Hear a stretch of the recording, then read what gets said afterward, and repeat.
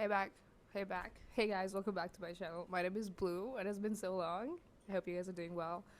I sound a little different because I'm sick and my throat feels like a cat or two scratched it from the inside. I don't know how it's holding together, but so far it is. I get this like a lot.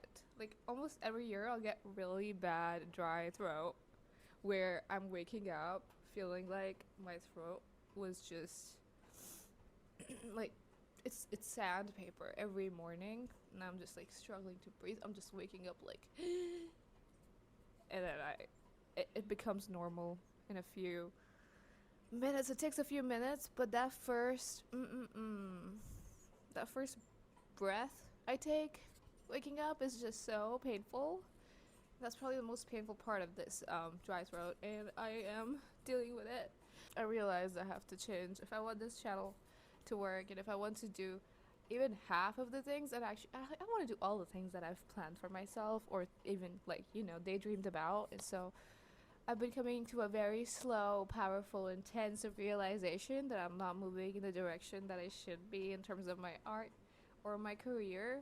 Oh, and by the way, I haven't been drawing. You guys have heard that sentence so many times. I'm just like always dipping in and out of it, and it's just so hard when I have to be two different people. When I have to go back and play being a dentist, which can I just talk about the Indian education system? Even though I'm at the last leg of, I this is the last time I'll ever be a part of. Okay, so broken, and I think I didn't realize it when I was in school, how bad the Indian education system is because my school was like, it was good. Like, there was not any visible cracks. There was not. It wasn't that. Maybe I was too young to notice, but I don't know. I just didn't find anything fishy there. But as soon as I moved to college, and those cram factories and scam schools, that's when it started making sense to me slowly. Like everything, like education is a business. It's not something people do because they want to do it, and they have this passion for teaching. I feel like every person that I know has like just one teacher they met throughout their years of life that actually wanted to be there, was happy to be there, and was compassionate towards their kids. It's just so rare, and that teacher ends up becoming the only person that you remember. Everybody else was just telling you, why can't you do it? Which is just sad, but yeah, I've been thinking, like, it's so bad. Can it get worse than this? Your exams are being leaked, your exams are being marked correctly, and then the colleges, they just lure you in with a lot, a lot of like, I don't have the right word for it. Just pretend to be what they're not at admission time, and a lot of the kids that are older and don't have older siblings, they end up getting screwed over because they don't know what to look out for and what the red flags are.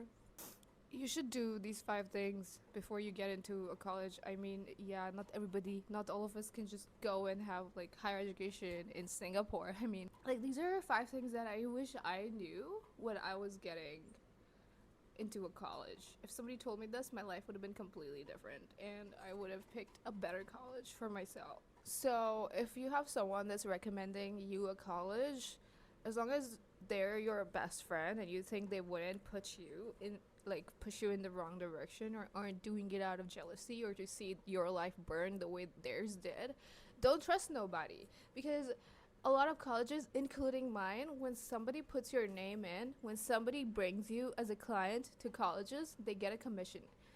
You need to know that. You need to know when people refer you to a college, they get a commission. You become money that people split. And yeah, it's a scary thing, but unfortunately, a lot of colleges and a lot of private colleges will view people in that way, which maybe all of you already know that, but I'm sure there's some girls and some boys as stupid as I was. So, just putting it out there for them. And number two, do not trust anything they say on the first time that you go and look around the college. And the first time that you go to look around the college, you don't have to bring all of your documents. And make sure you only bring photocopies. Because, yes, they want the originals, and as soon as they get the originals, they're gonna get their claws on them and you will not get them back. They will persuade you. It's literally, they build up pressure. They're not like gonna give you time to think or anything. If you bring your original copies, I feel like most likely in 8 out of 9 cases, if you don't know how to have a conversation and how to stand up for yourself, these people will take your they will make you fill forms that you don't want to or are not ready to yet. So if you just want to go look around the college without getting bullied into actually signing up for something, just don't bring your documents because they cannot do anything to you without them. Number 3, the best place to get right reviews is actually Google reviews. If you go to Google reviews of any college and hit the 1 star, and in case the 1 star reviews are more elaborative than the 5 star reviews, like the 5 star reviews are just saying, great college. I love this place, memories. I just miss it so much, nostalgia. Like, just, you can tell a lot about what a college is like just from Google reviews if you just use your brain a little bit. So what colleges do is that they will make people write down fake positive comments, and I've done that. Actually, I haven't done that, but I was told to write. Everybody in my year was told to write fake positive comments.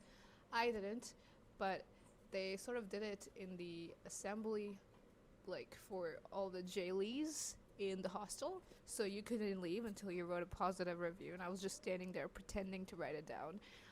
That's when I realized that a lot of the positive reviews can be fake, but it's very easy to tell them apart because people that are faking positive reviews don't really have anything substantial to write about the place, nothing that actually gives you any kind of picture about what it's really like. When they're writing fake positive reviews, it's just fluff. Like, it doesn't make any sense. It's not consistent, and it's probably usually just one-liners. But then, if you hit the 1 star, 2 star, 3 star reviews, you're actually able to see how people write about their experiences and not just great college 5 star.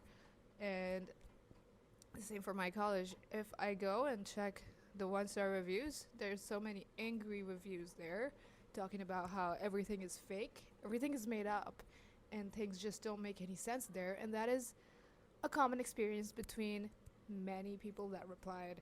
So that's how you can also tell from these reviews. Number 4, another great place to get the best unfiltered reviews is the students. But a lot of colleges are scummy about it. They will make the students the biggest like teachers' pets in the world to guide you through the college, or they'll pick a teacher. They will never pick someone that could say one bad thing about the college. And I think when you're so young and impressionable, going to a college for the first time, everything can look super shiny, and it's just normal to miss out. Like, normal to not be able to tell when something is wrong because you've never been in a college environment before and you don't know what to look for. There's so many things that make up a bad review that I didn't even know existed until I was the person writing the bad review after my years of experience. So, you need to talk to the students on the campus, and the only way, in a lot of cases with these like private colleges in India, the only way to do that is to find the students alone, or maybe if you know them through friends of friends or online. I don't know how you would do this, but if you can find students alone at campus and try to talk to them a little bit about how things work, if they torture or abuse kids, in any way, if they're making defaulters list based on nothing, if they're failing people based on nothing. Like, these are some things that are usually hidden. And the sad thing is maybe all colleges in India are a little bit right like that, where they do take out personal grudges and it's just like they operate on stupid stuff, but you need to find that sweet spot where you know a place where you know what to expect, you know how to survive, and you know the intensity of how far they'll take things when they're doing wrong things. It's just the best place to find out what's actually going on at a place is through the people at the campus, the students. And yeah, most of the time they follow you around and they don't let you talk to anyone. And a lot of these kids are told to only give out good reviews when people are visiting the college to look around. So it can be something like, trial and error, something like that. It is sort of like a trial and error. So you're gonna have to reach out to like multiple people to then get an average review. But I think this is the best way to find out what's going on, apart from the 1-star reviews on Google. Number 5. So I went to a dental college. It only consisted of like 90 or 100 students per year, which means that they have like 500 people at a time. That kind of sucks, honestly. So, and every year they would like fail a lot of people. So I would say number 5 is like try to see how many people pass every year. Like, how is their average good? Is it actually a good college, or are they just failing people so they can get money out of them? My college was notorious for failing people just based on personal grudges, and I am one of those people, especially people living in the hostel. So I would, if you're a girl, I would suggest talk to the girls at the hostel. I know hostel is safe to stay, but I think that's where people struggle a lot. Just go look at their rooms, not just the one room that they have prepared to show parents, because that's the cleanest room, girl. That is the cleanest room in the whole building. And even that looks, it's falling apart. So when you visit hostels, try to meet people, go into their rooms and see what the rooms actually look like. And don't ever stay in a room that consists of 3 people, because that is just not, these rooms are very small usually. And I mean, if you can afford to, just stay outside of college. Ask the girls at the hostel what the rules are and how they treat them. Ask them about the college food and if it is good. I think. Yeah. That is the video for today. Good video. You'll see me next time. I'm gonna cut my hair, so next time you see me, it's probably gonna be like shorter. And I hope that everybody that is stressed from their exams and, from whatever the education minister is putting you through, I mean, come on. It is just a phase. It will pass. You will get through it. And then when you do, you will be pissed, but you will get through it. So that's the video for today, guys. Yes, I'm alive, and I will see you guys. See you guys next time and make art videos again. Bye.